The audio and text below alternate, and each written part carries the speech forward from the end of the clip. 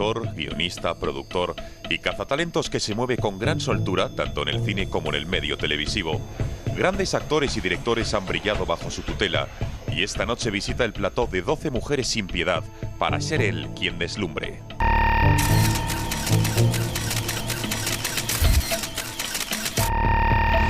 Fernando Colomo nace en Madrid en 1946 y es titulado en Arquitectura y en la Escuela Oficial de Cine, oficio este en el que ha volcado su carrera profesional como director, guionista y productor, fundando incluso sus propias productoras. Fernando Colomo Producciones Cinematográficas y Colomo Producciones, con las que trabaja en la actualidad. Como director comenzó a los 16 años con un cortometraje sin título y hasta 1977 no dirigió su primer largometraje, Tigres de papel, a la que siguieron títulos míticos de nuestro cine como La vida alegre o Bajarse al moro. En los años 90 estrena Alegre Manon Tropo con Penélope Cruz y se concentra también en la actividad para la pequeña pantalla, en la que podemos ver Chicas de hoy en día o Ay señor señor, un gran éxito con Andrés Pajares. Como productor nos ha regalado títulos como Ópera prima, descubrimiento del gran Fernando Trueba, y nos ha presentado a talentos innegables del calibre de Itziar Bollaín o Daniel Carpal-Solo.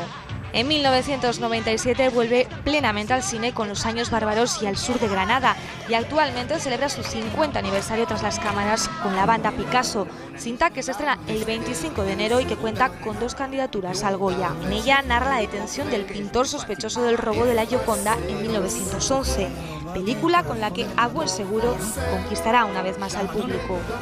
Esta noche viene al plató de 12 mujeres sin piedad para hablarnos de su completísima carrera y de la cinta que hasta ahora la cierra. ¿Conoce usted a este hombre?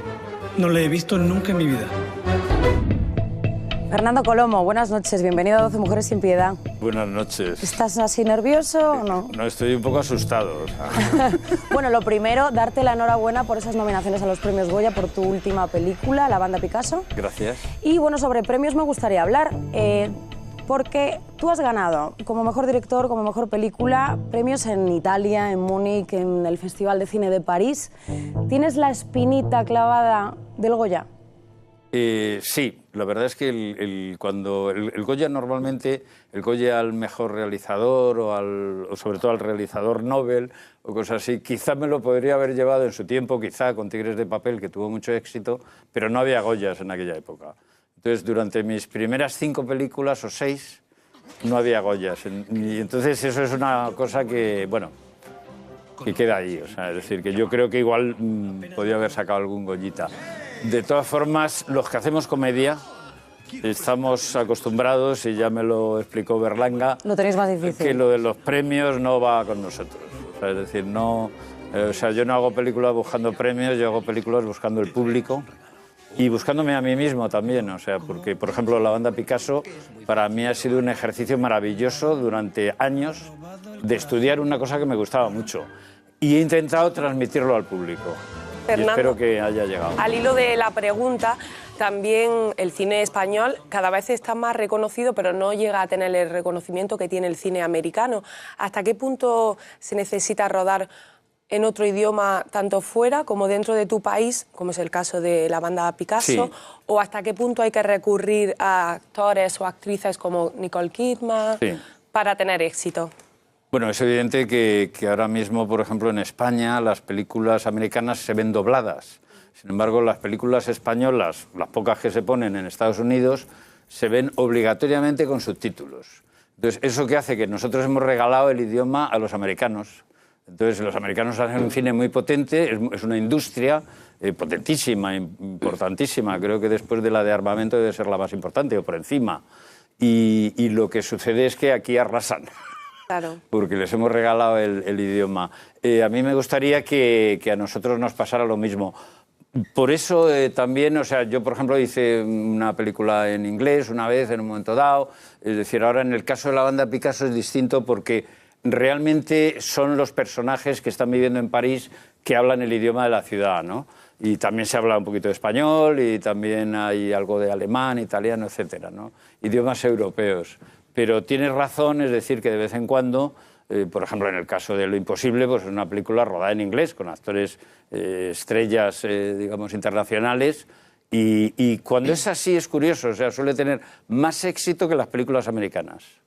Fernando, a usted como cineasta, ¿qué le parece que el ministro de Educación, Wert, quiera suprimir el bachillerato de las artes escénicas, música y danza? ¿Le parece un error o cree que...? Pues acabo de enterarme de lo de música y danza y creo que voy a desapuntar a mi hija. Hombre, a mí me parece sí, o sea, es decir, todo lo que sea recortar en, digamos, en temas culturales, en temas artísticos y tal, pues a la larga nos va empobreciendo, ¿no? No solamente nos empobrece el dinero, sino también la cultura y nuestros conocimientos. Y Fernando, seguimos hablando de política porque tú también eres arquitecto y Sí. si no me equivoco creo que una de tus obras favoritas o que más cariño le tienes son edificios que hiciste de protección oficial. Sí. Ahora mismo se habla mucho de eso por todo el tema de los desahucios. ¿Tú crees que el gobierno va por el buen camino en cuestión de las medidas que se han tomado respecto a los desahucios o se están quedando cortos? Hombre, yo creo que se están quedando cortos. O sea, yo creo que el gobierno en esa medida de desahucios no ha avanzado mucho. Creo que realmente el tema de los desahucios es algo muy grave, es en un momento psicológico tremendo y creo desde luego que el gobierno tenía que contemporizar menos con los bancos. Fernando, vamos a hablar de una película, La línea del cielo, que contaba la historia de un español que se iba a Nueva York, estaba muy perdido, no sabía inglés. Esa es la imagen que se podía tener un poquito del español en el extranjero en los años 70, 80. Mi pregunta es, ¿crees que hemos vuelto a dar esa imagen? Porque el New York Times el pasado mes de septiembre publicó unas fotografías de España en la que parecía que mostramos una imagen de miseria en el extranjero. No me había enterado yo de eso. Pero La línea del cielo es una película, para mí es la película que más cariño le tengo, junto con La banda Picasso. Pero yo creo que, no sé, es algo, de alguna forma, esa imagen que proyecta España en La línea del cielo era una cosa muy sencilla, era un señor que no sabía inglés, cosa que desgraciadamente en España pasa y ha pasado más todavía, ¿no? Creo que estamos en el buen camino de relacionarnos un poquito mejor, ¿no? Y no me gustan esas imágenes que se dan de España, efectivamente.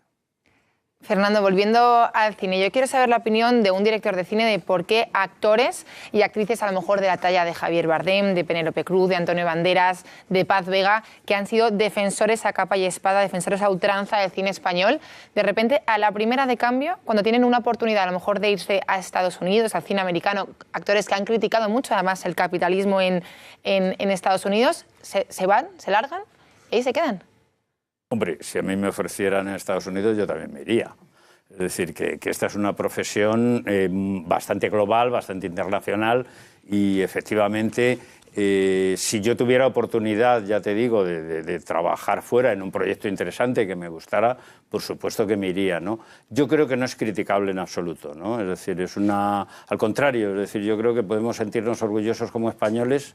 O sea, de tener... esta era una cosa impensable. O sea, cuando yo empecé, es decir, que actores españoles se pudieran llevar Oscar era inimaginable, ni siquiera que trabajaran en Hollywood, ¿no? Entonces yo creo que han abierto un camino que está muy bien.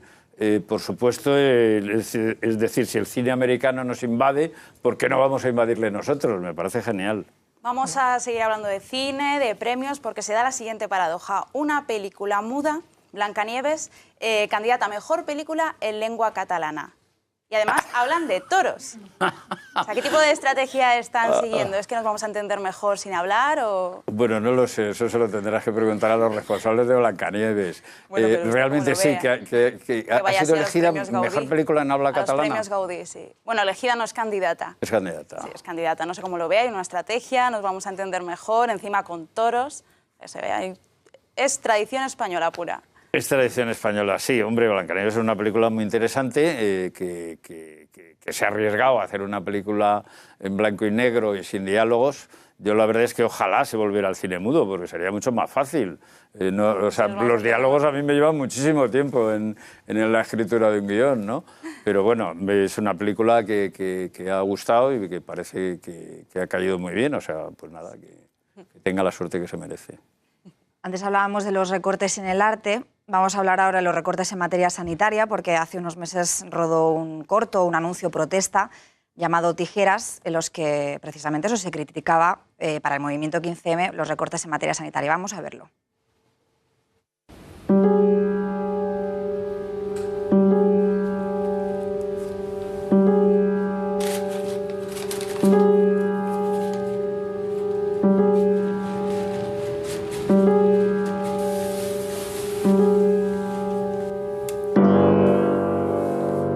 Tijeras.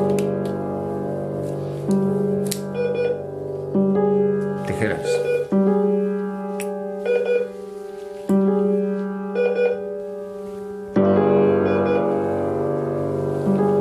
Tijeras. Tijeras. Tijeras. Tijeras. Tijeras. Tijeras. Tijeras. Tijeras. Tijeras. Estamos viendo que además está siendo muy polémica la reforma sanitaria que está haciendo, por ejemplo, la Comunidad de Madrid, Ignacio González, el Gobierno. ¿Qué es lo que piensa exactamente sobre esto? Bueno, yo exactamente pienso que es un error, que es una barbaridad. Es decir, que se está haciendo un negocio de la sanidad, que con la sanidad no se juega, que no está probado en absoluto, es decir, que sea mejor y que funcione mejor lo privado. Es decir, yo creo que se nos ha inculcado una idea como que lo público siempre es malo, como que los funcionarios son unos vagos, etcétera. Esto no es verdad, es un tópico, es decir, puede haber siempre funcionarios vagos como haya otros vagos en otros sitios, ¿no? Y creo que además es una cosa que piden los sanitarios. Yo tengo una hermana médico y es por la que me ha liado en esto, ¿no? Entonces yo les he escuchado, he visto lo que pasaba y tal, y entonces hicimos este corto a presupuesto cero. Es decir, porque digamos todo el mundo trabajó nada, bueno, sin cobrar, poniendo cosas, ayudando. En fin, yo hice cosas que jamás había hecho en mi vida, como ser el chofer de producción, que recogía a los actores y tal. Me iban guiando ellos porque me perdía y nos lo pasamos muy bien. Bueno, es un rodaje de un día, totalmente espontáneo, es decir, sin un duro, montado igual en un Avid. Y simplemente para ayudar, digamos, a estos sanitarios, para dar una imagen, el corto es una metáfora, y para llamar un poquito la atención, ¿no? Porque creo que nos merecemos una sanidad justa y pública, y yo soy partidario de que se ayude a los demás. Es decir, no creo que cada uno deba tener su dinerito y gastárselo en su médico, sino que creo que la sanidad y la educación es un derecho universal. O sea, y vamos a una sociedad más justa, debemos tenerlo, bueno, lo teníamos. Tijeras, vídeo promocional para el 15M, pero tengo entendido que antes realizó algunos vídeos para las campañas electorales del Partido Socialista, ¿no es así?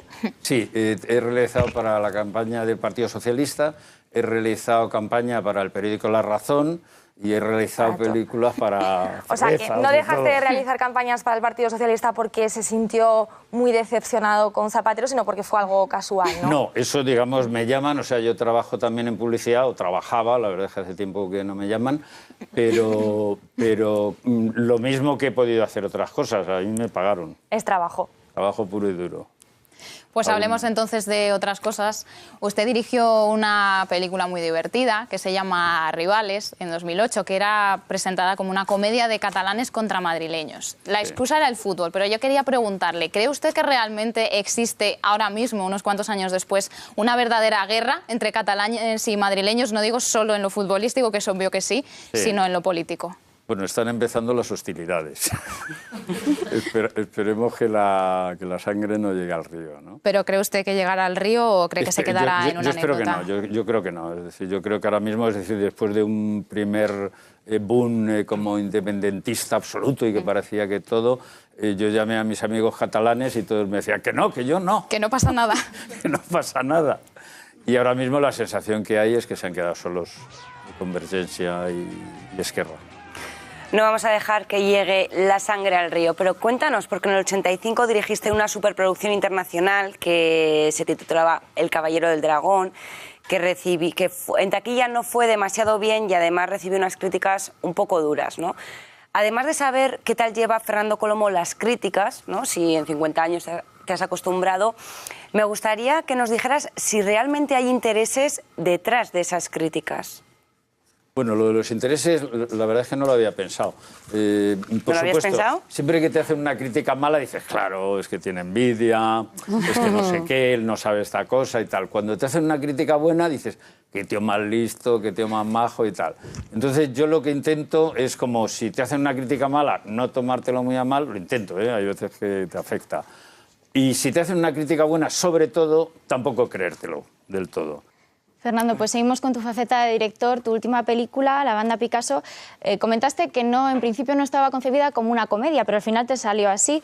¿Qué pasa? ¿Que es el género que mejor se te da? ¿Al final te va tirando todo hacia la comedia? Bueno, mira, yo con la comedia tengo como una cruz. O sea, es decir, realmente mi primera película, que era Tigres de papel, no era una comedia, pero tenía tono de comedia. Es decir, no era una cosa dramática y tal, sino que los personajes les pasaban cosas, pero ellos intentaban capear el temporal y tal, ¿no? Y luego había una mirada desde fuera que hacía que el espectador de pronto, en vez de sufrir con esos personajes, pues se riera un poquito con ellos, no de ellos, ¿no?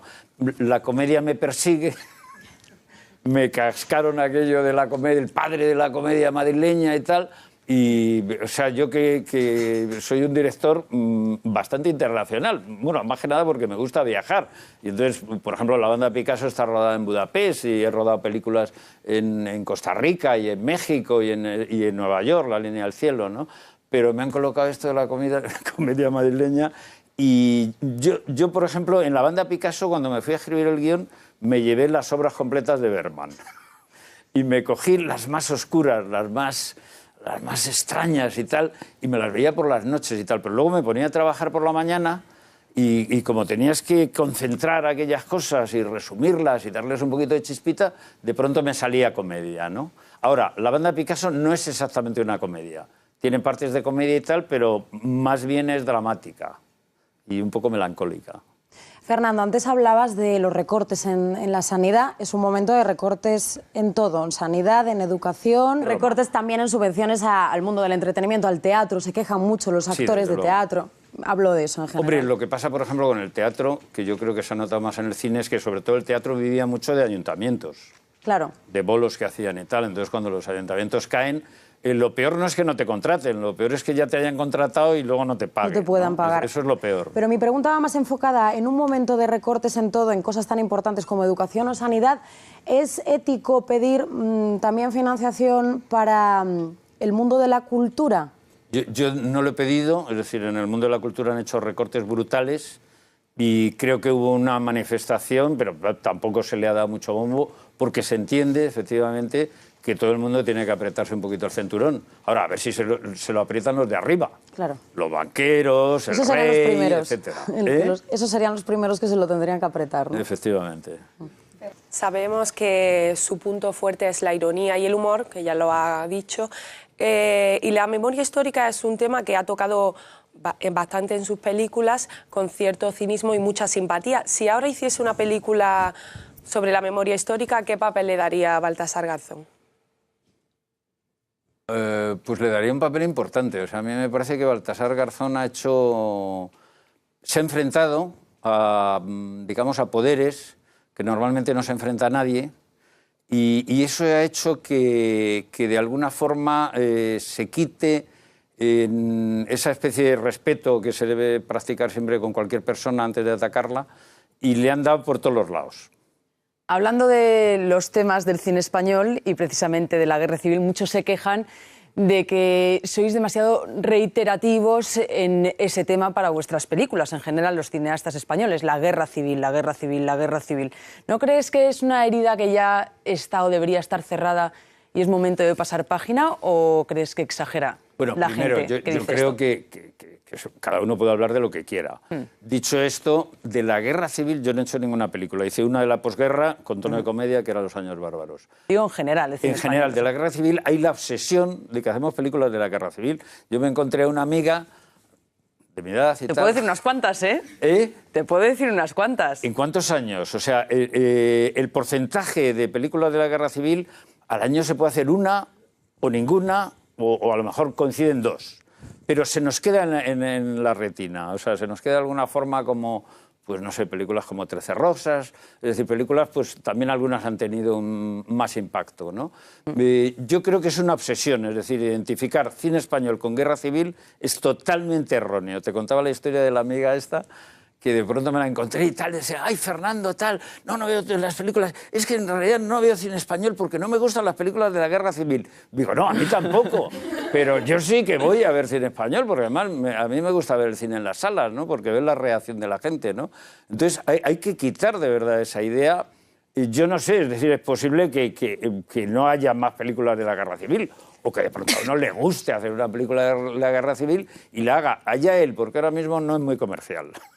Porque están un poco cansados. Sí, sí. Fernando, otra de tus creaciones es El Pacto, una película curiosa que, para quien no lo sepa, 7 adolescentes se quedan embarazadas a la vez, un pacto.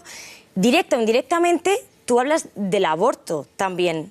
¿En tu mente estaba eso, criticar el aborto, o no tenía nada que ver con eso? Bueno, en mi mente no estaba nada. Nada. En mi mente estaba pagar el colegio de los niños. Llegar y hacerlo. Entonces, digamos, El Pacto es una obra de la que estoy muy orgulloso, pero que yo no soy guionista. Es decir, que yo de pronto me contratan, me dan el guión, pum pum, y empezamos a rodar enseguida. Y yo creo que todo el tema relacionado con las chicas está tratado con mucho respeto. Es lo contrario, porque la película, de ser algo, sería antiabortista, es decir, porque las niñas lo que no quieren es abortar. Y bueno, de todas formas es una película un poco marciana. Está basada en una historia que ocurrió en Estados Unidos y espero que aquí en España no ocurra nunca esto, ¿no? De unas niñas en un sitio, no sé, un poco raro y tal, dentro de un pueblo que tenían, o sea, no sé, como una educación un poco dudosa, y de pronto hicieron este pacto que me parece una marcianada tremenda, pero el cine es así, y la televisión peor. O sea, cogemos las cosas que pueden estirar más para hacer una película. Yo le intenté hacer lo mejor Rodaste posible. tu primer corto con 16 años y a pesar de eso decidiste estudiar arquitectura. Y alguna vez has dicho que tu carrera te ha ayudado mucho a hacer cine. Sí. Por eso me gustaría preguntarte qué relación hay entre el cine y la arquitectura, en realidad. Pues mira, es una pregunta muy bonita. Yo estudié arquitectura de refilón. Yo quería estudiar cine desde los 15 años. Pero para entrar en la Escuela Oficial de Cine tenías que tener 21. Si hacías dirección.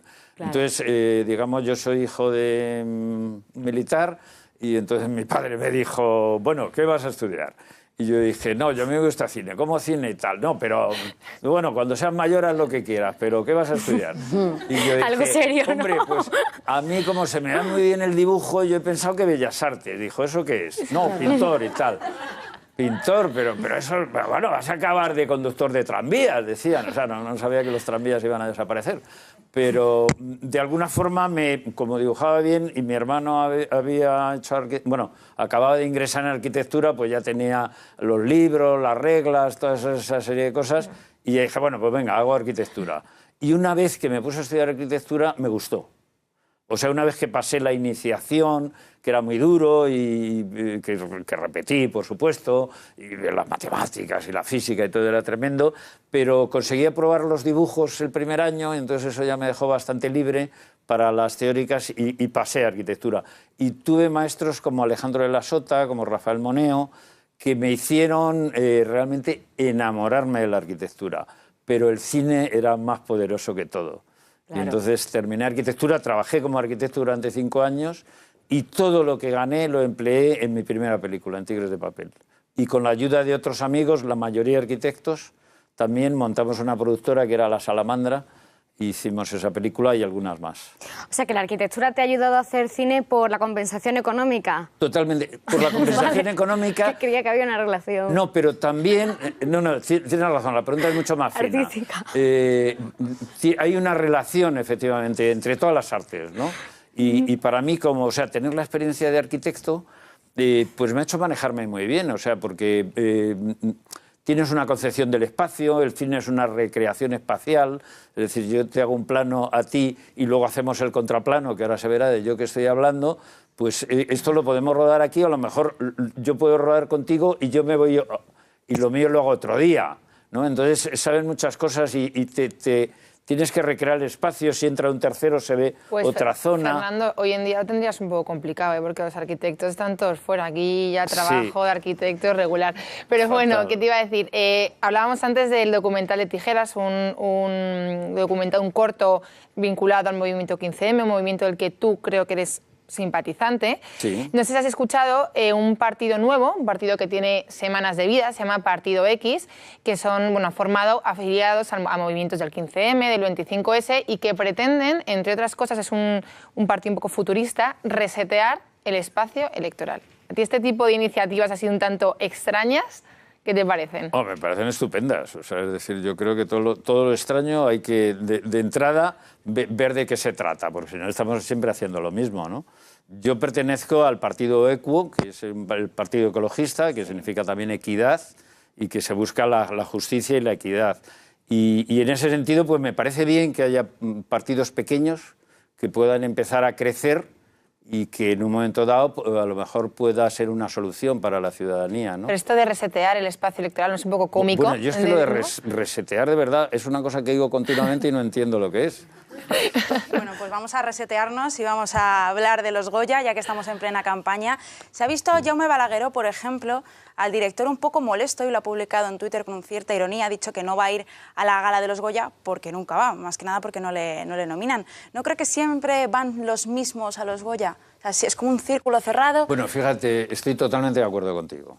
Con los Goya tenemos un problema, que las votaciones se hacen masivamente. Es decir, todos votan a todos. Entonces, por ejemplo, pues uno que es de vestuario, pues vota montaje, vota mejor dirección de producción, mejor dirección de fotografía, etc. En América, sin embargo, en Estados Unidos, en Hollywood, cada especialidad, claro, también es verdad que en cada especialidad hay más gente, cada especialidad elige a los de esa especialidad. Y luego me parece que el voto ya sí que es unánime. Pero hay primero, digamos, esa base, esos 4 o 5 elegidos, que tiene una coherencia. Desgraciadamente, votar es muy difícil, hay muchas películas, y yo lo que he comprobado es que siempre, todos los años, tenemos como 4 películas que parece que son las únicas que existen. Entonces, todo el mundo... También se les da más publicidad. Sí, son las que han tenido más repercusión mediática, y la gente le suena y dice, ¿qué película está? Pues yo creo que esta. A ver, mejor dirección de producción, pues estas. Es decir, es muy difícil saber qué película ha sido mejor producida, es decir, que se ha producido con menos dinero y con más talento, digamos. Para eso tienes que estar o mejor montada. O sea, normalmente se da el premio del montaje a las películas que tienen más planos, que tienen más acción y tal. Y a lo mejor es lo contrario, hay que dar un premio de montaje a películas que tienen planos largos, o sea, porque eso también puede ser un montaje excelente, ¿no?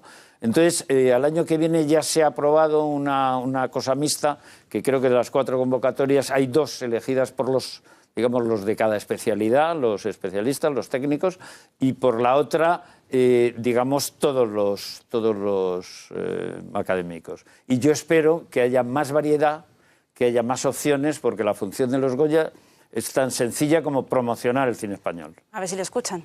A ver, sí. Vamos a hablar otra vez del pacto, aunque concretamente de unas declaraciones que hizo mientras estaba rodando. Dijo algo así como que las TV movies podrían ser el refugio de la industria. Han pasado unos años. ¿Lo sigue pensando o creen que la televisión ahora mismo sí que podría ser el refugio de algunos profesionales de la industria del cine? Bueno, la televisión de hecho lo es. Es decir, o sea, que todos más o menos podemos trabajar en cine y en televisión, ¿no? Y entonces, en cine cada vez es más complicado. O sea, cada vez en cine para mí, o sea, por ejemplo, la banda Picasso ha sido una cabezonería mía. O sea, me he entrampado, o sea, me he hipotecado. Me he tirado todo, estoy sin un duro. Y entonces, bueno, o sea, son cosas que tienes que hacer en la vida, o sea, porque esta profesión es así, ¿no? Y no me acuerdo qué era la otra cosa que me habías preguntado. No, eso sí, lo seguía pensando, si es el refugio de algunos profesionales del cine, pues lo que estabas comentando, si no hay proyectos en cine, supongo que acudes a la televisión para financiarte. Las TV movies, sin embargo, lo que dije, ojalá hubiera sido verdad, ¿no? Se hacen demasiadas pocas. En Cataluña no, por ejemplo, en Cataluña, o sea, la verdad es que hay veces vamos a tener que emigrar, ¿eh? Porque en Cataluña la industria se ha... No digo que esperemos que en otro país. En otro país y con nuestro pasaporte. Pero en Cataluña, por ejemplo, la industria se ha mantenido porque les han dado muchas, o sea, pequeñas peliculitas para televisión, pero digamos que cada productora y tal, o sea, tenía alguna y eso ha permitido como que se mantuvieran, ¿no? En Madrid nada. ¿Qué hace una chica como tú en un sitio como este? Aparte de dar título a una de sus obras, también se convirtió su banda sonora en un icono de la movida madrileña. ¿Cómo lleva esto un director de cine que hizo una película y de repente la banda sonora se convierte? Me encanta porque adoro a los Barney, a los pocos que quedan, que de aquello ya solamente quedan 2. Y yo no me lo esperaba, o sea, es decir, esta era una película que en principio estábamos buscando un grupo nuevo y la canción ya la teníamos compuesta, la había compuesto mi amigo Eduardo Aute, que me había hecho el favor de hacerme una maqueta y además a mí me encantaba. Y entonces aparecieron los Burning y les dije, vais a cantar esta canción y tal. Ponían unas caras muy raras y tal. Y entonces ya me dice uno, dice, ¿no nos vas a dar una oportunidad? Digo, hombre, pero si os he llamado, estáis aquí, claro que vais a tener una oportunidad. Dice, no, de la canción. Y digo, bueno, la canción, pero si es estupenda. Y dice, bueno, vamos a hacer una cosa. Dice, nosotros vamos a componer una. Dice, y estábamos hablando como un miércoles. Dice, y el lunes que viene te la traemos. Si a ti te gusta más, la coges. Y dije, bueno, no puedo decir que no. Entonces me trajeron la canción y era muy buena, también, tan buena como la de Aute. Pero estaban ellos allí y entonces le dije, bueno, vamos a por esta canción. Me encanta porque es que cada vez que la oigo me recuerda a aquella época. Yo quería preguntarle su opinión por el público. Yo he leído unas declaraciones suyas en las que decía que el público, como colectivo, no se suele equivocar. Yo quería preguntarle por lo que estábamos hablando antes, ¿no? Y que hay mucha gente que dice simplemente la película es española, no voy a verla. ¿Sigue pensando que el público como colectivo no se equivoca? Bueno, esta es una frase de Billy Wilder que decía, el público de uno en uno pueden ser imbéciles, pero juntos es un genio. Entonces, eso lo dice, digamos, en el sentido de que si tú haces una película y la muestras a un público neutro, o sea, un público que no vaya ni a favor ni en contra, es decir, tú te darás cuenta realmente lo que has hecho bien y lo que has hecho mal. Entonces, en una proyección, yo, por ejemplo, en mis películas, ahora menos, pero antes me metía de incógnito. Normalmente iba con mis padres, sí, entraba, o sea, les metaba a mis padres y tal, y aprovechaba para ver con un público normal, con un público no especializado, de domingo por la tarde, cómo reaccionaban, lo que entendían, lo que no entendían exactamente. El problema de esta película es española, luego no voy a ir a verla, es gravísimo. Es decir, es gravísimo, injusto, totalmente injusto. Es decir, porque muchas veces hacemos películas mejor que los americanos, con muchos menos medios, con mucho menos dinero, arriesgándonos más, y eso tiene un mérito que normalmente no se te reconoce, ¿no? Y luego también hay una cosa terrible que es el carácter español. El carácter español es tirarnos piedras a nosotros mismos. O sea, es decir, no dejar pie con cabeza. Y luego hay siempre esa idea que lo de fuera es mejor. Es decir, tú ves en la televisión y te anuncian pues una crema que es una marca noruega. ¡Oh! Una marca noruega. Es noruega. Bueno, es que es noruega. Dice, bueno, ¿y qué? O sea, ¿qué más da? Tengo información de que el descubridor de esto de la, ¿cómo se llama? La fregona, sí. Que es español, que al principio tuvo que disimular y decir, gran éxito en el extranjero. Producto extranjero, no sé qué. Es decir, que parece que lo que viene de fuera es mejor. Y esto lo decía, recuerdo Fernán Gómez también, que siempre citaré, que decía, no, la fama, dice, en España no se adquiere, la fama se adquiere fuera. Y luego vienes aquí y te la traes. Esto le ha pasado a Almodóvar. Es decir, aquí no le reconocía a nadie. Cuando se le reconoció fuera internacionalmente, entonces ya sí. Entonces, por eso hay esa cosa también como de, bueno, a ver si me dan un premio fuera y así se dan cuenta de que soy bueno. Fernando, hemos visto en la primera ronda el corto Tijeras que hiciste para protestar por esos recortes sanitarios. Aprovechando el tirón que tienes y la influencia que tienes con todos tus años de experiencia, ¿qué medidas o por qué otros ajustes te animarías a hacer otros vídeos protesta para quejarte, ¿no?, por todos los recortes que estamos sufriendo? Sí, pues por ejemplo haría un vídeo sobre reducción de gastos en la familia real, haría un vídeo sobre por qué los riquísimos solamente pagan el 2% y yo pago el 51%, y haría un vídeo también de las relaciones con la banca y el poder. ¿Veremos alguno pronto? Pues no lo sé, porque es que hacer un vídeo es un trabajo enorme. Sobre todo si no te pagan y tienes que pagar tú y hacerlo todo. O sea. Pero para eso, el otro lo hiciste sin apenas presupuesto, lo montaste en Avi, ¿no has comentado? No, presupuesto cero. No, vamos, o sea, la gasolina la pagué yo y cada uno se pagaba lo suyo. Entonces, no es fácil, o sea, poner en marcha, es decir, estas cosas, o sea, para mí supuso, y para mucha gente dura un minuto, pero Ya te digo, yo hice de sonido, por ejemplo, y luego el aparato de sonido me lo había prestado uno, y entonces vas a buscarlo, a devolverlo, etcétera, ¿no? O sea, después del rodaje entendí eso que se llama devoluciones, que a veces había oído en esto, ¿no? Está bien, porque así, oye, te hace hacer otras cosas.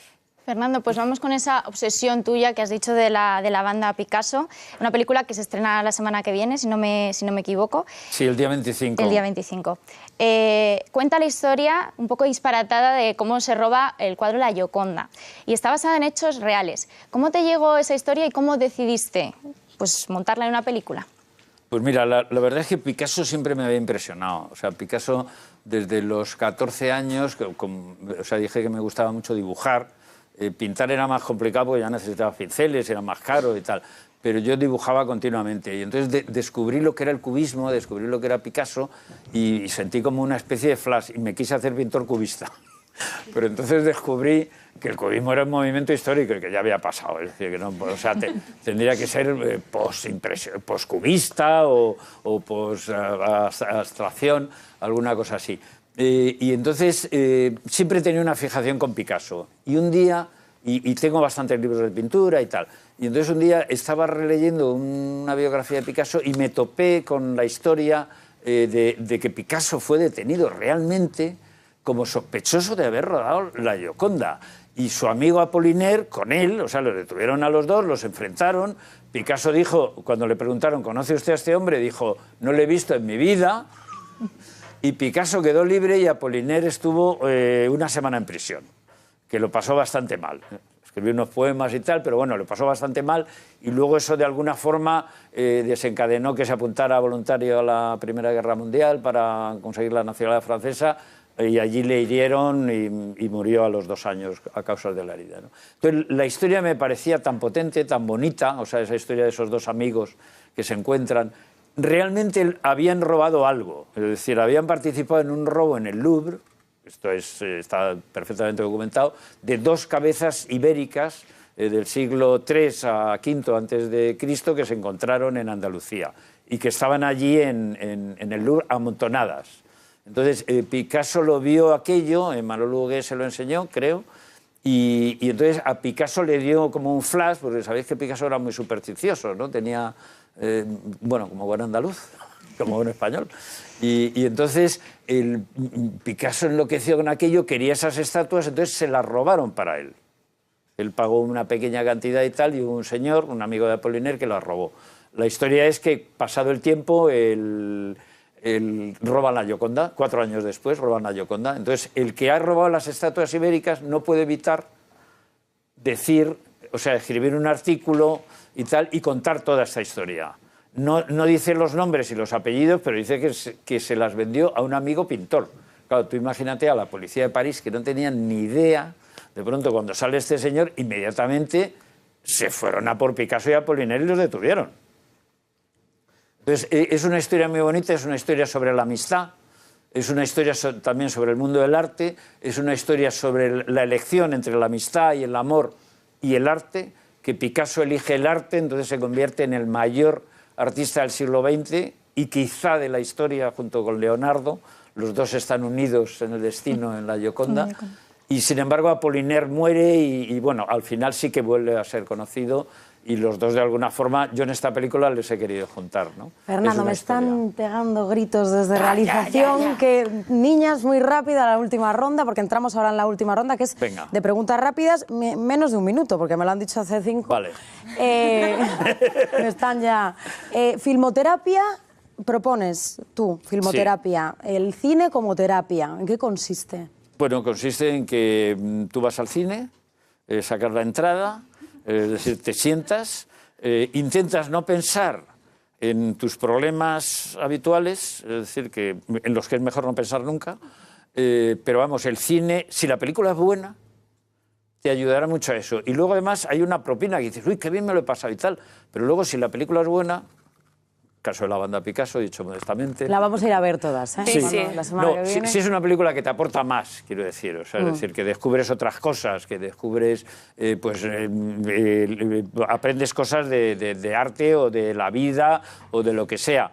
Entonces es fantástico, o sea, porque te lo has pasado estupendo, has dejado de comerte el coco durante 2 horas y luego resulta que encima has aprendido cosas. El cine es lo mejor, filmoterapia. Fernando, el 26 estamos todas viendo La Banda Picasso. Si quieres que vayamos a la... El 25 mejor. 25, pero el 25 es el estreno, ¿nos invita al estreno? No, el estreno es el 24. Pues el 24. Y por supuesto que os ¿Lo invito. tenemos libre, chicas? Sí. Estáis todas invitadas. Trabajó con Penélope Cruz. Sí. ¿Cree que es como el buen vino, que mejora con los años? Bueno, yo cuando trabajé con ella ya era estupenda, ¿eh? Tenía 19 años en Alegre Manontropo y yo me quedé como, parecía, vamos, María Fernanda Ladón de Guevara, una cosa así.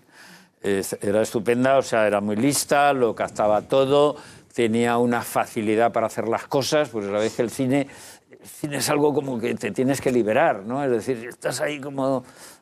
Te quedas pegado y ella era como una especie de gacela, o sea, se movía por el con una facilidad y decía las frases con una facilidad tremenda. Me imagino que ha aprendido mucho, pero ya me gustaría volver a comprobarlo, poder comprobarlo. Fernando, ya has comentado en varias ocasiones que te apasiona el dibujo, la pintura, de hecho eres pintor, y me dice un pajarito que nos has traído un regalo a las 12 mujeres, y mira que por favor si el regidor nos lo puede mostrar, que yo estoy deseando verlo. Sí. Sí, mira, pues efectivamente, este es un regalo, bueno... Muy Picasso. Muy Picasso. La verdad es que esta semana, para distraerme del estreno, que es la semana que viene, digo, joder, ¿sabes eso que estás en casa, como esperando una llamada, tal? Y entonces empecé a hacer, o sea, me acordé de aquello que hacía Picasso, que era hacer un dibujo sin levantar el lápiz o la pluma del papel, ¿no? Es decir, de un solo trazo, ¿no? Son diversos tipos... y la verdad es que me lo he pasado genial, he estado como 3 o 4 días, he hecho muchos. Son preciosos. Y he dicho, voy a llevarle esto a mis chicas a ver si se apiadan un poco de mí. ¿Y para cuándo una exposición con tanto talento? ¿Para cuándo una exposición? Bueno, hice ya una exposición en la Galería Chrysler hace un par de años y consumió mi obra de 20 años. Porque, claro, yo pinto en vacaciones, o sea, yo soy un pintor dominguero, yo pinto en verano, en Semana Santa y en Navidad. Y entonces no me da, o sea, pero vamos, dentro de 20 años estoy ya preparando la segunda en Chrysler. Fernando, vamos a darle Siguen caña. a gritos, ¿eh? Sí. Rápido. Más rápido. Uno de tus complementos, a lo mejor, que te caracterizan son esas gafitas que te tocan. Sí. ¿Durante años las has mantenido por cabezonería o porque tú simplemente te ves monísimo? Durante años he podido mantener 20 gafas. De esa montura. Todas son muy parecidas. Sí, muy parecidas, no ha variado mucho, no te la has Tiene jugado. una razón, o sea, que yo tengo vista cansada ya a mi edad, o sea, ya he pasado de los 40, fíjate. Entonces, aquí son de estas progresivas. Si fueran de las modernas, estas absurdas que hay ahora, pues las progresivas estaría todo metido y no conseguiría ver nada. Entonces... Da montona. Yo empecé con estas gafas cuando estaban de moda. Eres retro, claro. Es súper retro. Todo vuelve. Es súper retro. Pero a mí lo que me alucina es que solamente se puedan ser las gafas así. O sea, es que no lo entiendo. Lo de las modas me parece bien que te den una acción moderna, pero me es muy difícil conseguirlas. Bueno, pues Fernando, te voy a recordar una cosita, porque en 2011 diseñaste el cartel del Festival de Cine en Sevilla, ¿vale? Sí. Y había un asunto pendiente, porque por lo menos eso leí, que el verano pasado decías que no se te había abonado. Estamos viendo el cartel aquí en la pantalla, mira, y aparece tu firma. Efectivamente, mira, el cartel además está hecho lo mismo que los dibujos que os he regalado. Está hecho de un solo trazo, lo único que como era un cartel le puse unos colores y tal. Vale. ¿Y se te ha abonado la deuda pendiente? ¿Se te ha pagado el cartel ya? Se me ha abonado ya, sí, se me ha abonado ya. Costó un poco, pero al final creo que...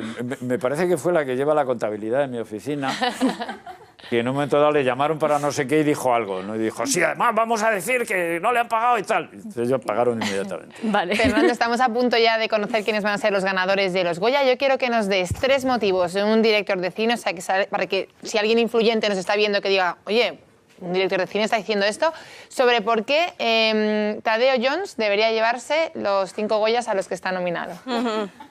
Bueno, yo es que no, ahora mismo no, o sea... No me creo que no haya visto Tadeo Jones. Todavía no la he visto. Pero sabes cuál es, ¿no? Perfectamente, es una película estupenda que... Maravillosa.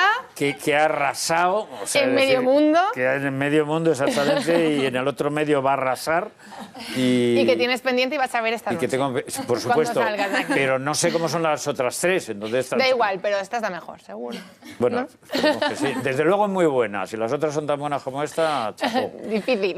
Bueno, nunca se ha preguntado en todos estos años de carrera qué hace un chico como yo en un sitio como este. Me lo pregunto todos los días. Todos los días. Busca, no sé lo que hago. Es más, o sea, recuerdo una vez en un spot que hice con el grupo Illana y todo el rato me decía, no, es que te estamos mirando. Dice, y tú no tienes nada que ver con esto. Y decía, bueno, pues, he caído aquí. ¿será ¿no? que sí? En mi yo profundo no tengo nada que ver. No, a mí me gusta meterme en jardines. Y entonces, pues, realmente lo del cine, recuerdo que cuando tenía 15 años, pues, todos los niños decían, yo quiero ser no sé qué, ingeniero, tal, y yo decía, yo quiero ser director de cine, y todo el mundo se reía. Vamos a... Te voy a meter a ver si te meto en un jardín, no lo sé. La última película, La banda Picasso, está hecha con personajes de la época, pues de Picasso. En esta época, en la de hoy en día, ¿sobre quién harías una película? ¿Sobre quién te gustaría hacerlo? De cualquier ámbito, político, artístico... no sé, alguien que... La verdad es que no me sugiere... Nadie, ¿no? No sé por qué cuando nos vamos haciendo mayores miramos al pasado. Sí, ¿no? Es decir, yo lo que me he dado cuenta es que, bueno, no quiero decir nombres, pero cuando ya se llega a cierta edad se empiezan a hacer películas de época. Entonces, yo siempre he sido muy de rabiosa actualidad. Tan es así que normalmente lo hacía antes de que empezara. O sea, por ejemplo, yo hice La vida alegre y hablaba... De la corrupción en el poder, en aquel caso gobernaba el PSOE, y antes de que se descubrieran una serie digamos, de chanchullos, ¿no? Entonces, digamos, a todo lo pasado me gusta menos. Es decir, me gusta más si intuyes algo a hablar de eso, que a lo mejor luego se va a corroborar, ¿no? Pero ahora mismo estoy desmotivadísimo. Bueno, pues como nos pilla el toro, vamos rápido. Vamos. Filmoterapia, has dicho que es una terapia buenísima, pero ¿y si la película es mala, malísima? ¿Tú eres de los que eres capaz de levantarte en medio de la película, si, a pesar de haber pagado la entrada, si no te gusta? Me he ido alguna vez, sí.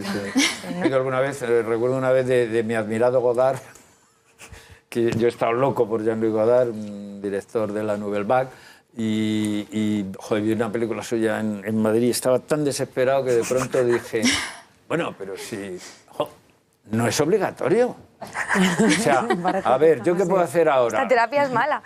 La terapia no funciona aquí, o sea, como en todas las terapias, hay terapias buenas y otras que no son tan buenas. Hay que elegir la película, sí.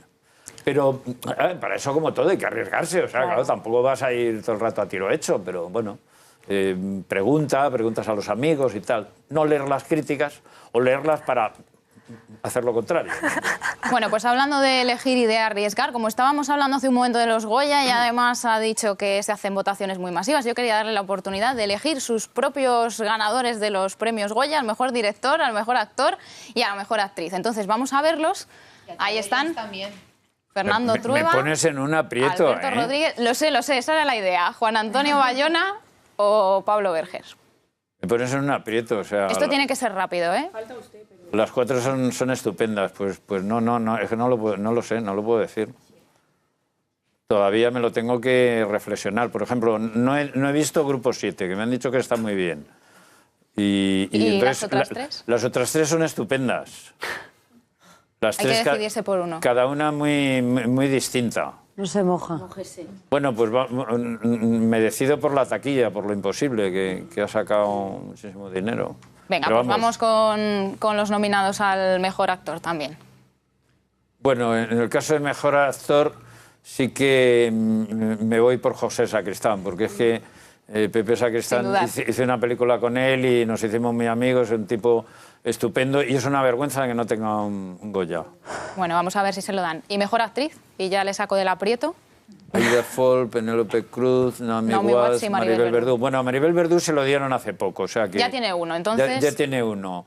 Naomi Watts es buenísima, desde luego, y Penélope Cruz es un crack, como de todas las que hay aquí, con la única que he trabajado, con Amigo Hace sube a punto, pero Vaya. es con Penélope Cruz, pues vamos a votar por Penélope. Ahí tenemos esa quiniela. Fernando, cada vez es más habitual ver que actores que están delante de las cámaras pasen a estar detrás, dirigiendo cintas. ¿A ti esto qué te parece? ¿Te parece bien? Me parece estupendo, porque yo pienso pasar delante. Estoy preparando una película de prota. Ya está bien que los actores secundarios de una sesión y tal, nada, de prota. Me parece muy bien. O sea, el cine tiene una cosa que yo creo que es muy importante y que a mí me gusta mucho, que es poder hacer de todo. Yo en el cine, bueno, iba a decir menos sonido. No, ya he hecho sonido, he hecho de todo. Y eso es bueno, o sea, porque aprendes de los otros, ¿no? Yo creo que es tan bueno que los directores se pongan delante de vez en cuando. Como que los actores se pongan Sí, delante. son muy malos poquito, pero como que los actores se pongan detrás. Sí, eso nos ayudará, porque hay una separación entre técnicos y actores que es muy rara. Y eso hay que juntarlo. Fernando, pues además de como director te hemos visto haciendo tus pinitos como actor en algún cameo. Entonces hoy, para terminar, te vamos a pedir, tengo aquí a mi amiga, Sí. y te vamos a pedir a ver si nos puedes interpretar con actor protagonista un trocito de Hamlet, que Bueno. te dejo aquí. Oh, pero esto es un embolado. Pero te lo damos escrito y todo. Es que esto puede hacer... Con esto podemos anular ya mi carrera de actor. Bajamos un poquito luces, Bueno, ¿no? bueno, Así esto para es- envolver. Es tremendo, es tremendo. Ser o no ser. Esa es la cuestión. ¿Qué debe más dignamente optar el alma noble entre sufrir de la fortuna impía, el porfiador rigor, o rebelarse contra un mar de desdichas y afrontándolo, desaparecer con ellas? ¿Qué pensáis vosotros? Bueno. Muy bien, muchas gracias, Fernando. Muy bien.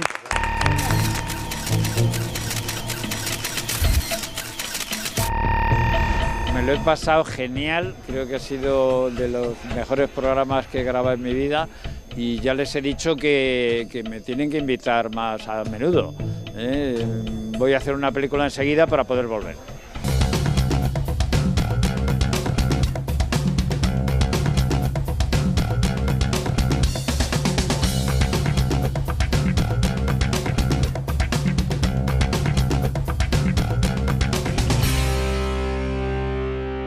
O sea, porque, por ejemplo, la banda Picasso para mí ha sido un ejercicio maravilloso durante años de estudiar una cosa que me gustaba mucho y he intentado transmitirlo al público. Fernando, y espero que haya llegado. Al hilo de la pregunta, también el cine español cada vez está más reconocido, pero no llega a tener el reconocimiento que tiene el cine americano. ¿Hasta qué punto se necesita rodar en otro idioma, tanto fuera como dentro de tu país, como es el caso de la banda Picasso? Sí.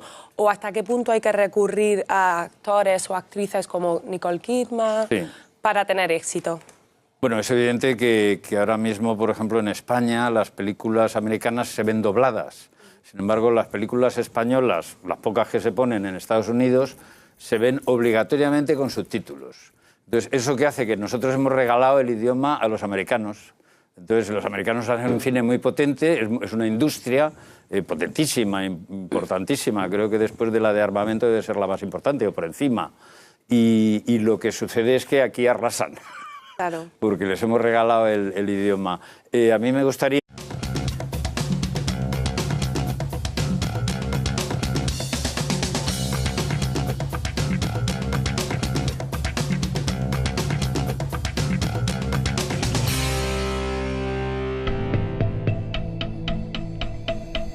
Director, guionista, productor y cazatalentos que se mueve con gran soltura tanto en el cine como en el medio televisivo. Grandes actores y directores han brillado bajo su tutela y esta noche visita el plató de 12 mujeres sin piedad para ser él quien deslumbre.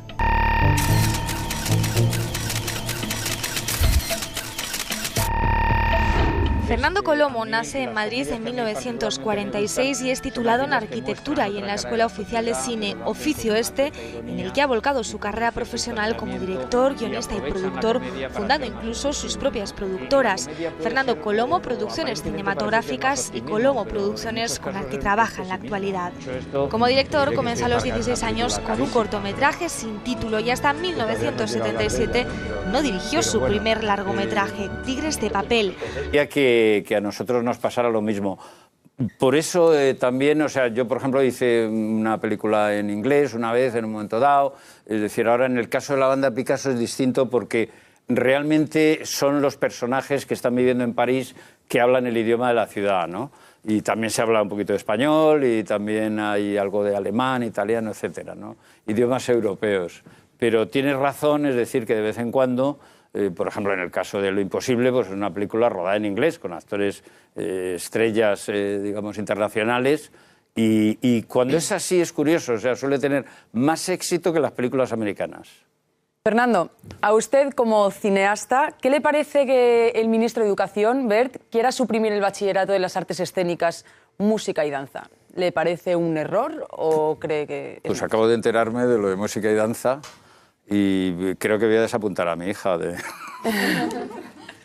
Hombre, a mí me parece sí, o sea, es decir, todo lo que sea recortar en, digamos, en temas culturales, en temas artísticos y tal, pues a la larga nos va empobreciendo, ¿no?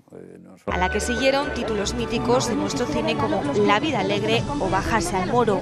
En los años 90 estrena Alegre Manon Tropo con Penélope Cruz y se concentra también en la actividad para la pequeña pantalla, en la que podemos ver Chicas de hoy en día o Ay señor, señor, un gran éxito con Andrés Pajares. Como productor nos ha regalado títulos como Ópera Prima, descubrimiento del gran Fernando Trueba, y nos ha presentado a talentos innegables del calibre de Itziar Bollaín o Daniel Carpal Solo.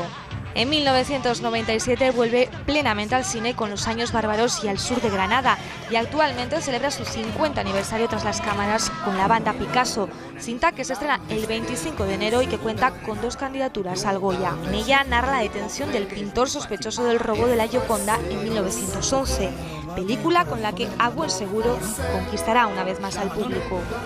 Esta noche viene al plató de 12 mujeres sin piedad para hablarnos de su completísima carrera y de la cinta que hasta ahora la cierra. ¿Conoce usted a este hombre? No le he visto nunca en mi vida. Fernando Colomo, buenas noches, bienvenido a 12 Mujeres sin Piedad. Buenas noches. ¿Estás así nervioso o no? No, estoy un poco asustado. Bueno, lo primero, darte la enhorabuena por esas nominaciones a los premios Goya por tu última película, La banda Picasso. Gracias. Y bueno, sobre premios me gustaría hablar, porque tú has ganado como mejor director, como mejor película, premios en Italia, en Múnich, en el Festival de Cine de París. ¿Tienes la espinita clavada del Goya? Sí, la verdad es que cuando el Goya normalmente, el Goya al mejor realizador o sobre todo al realizador Nobel o cosas así, quizá me lo podría haber llevado en su tiempo, quizá con Tigres de papel, que tuvo mucho éxito, pero no había Goyas en aquella época.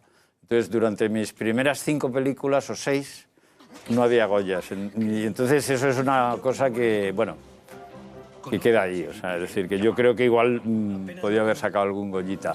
De todas formas, los que hacemos comedia estamos acostumbrados, y ya me lo explicó Berlanga, lo tenéis más difícil, que lo de los premios no va con nosotros. O sea, es decir, no, o sea, yo no hago películas buscando premios, yo hago películas buscando el público y buscándome a mí mismo también.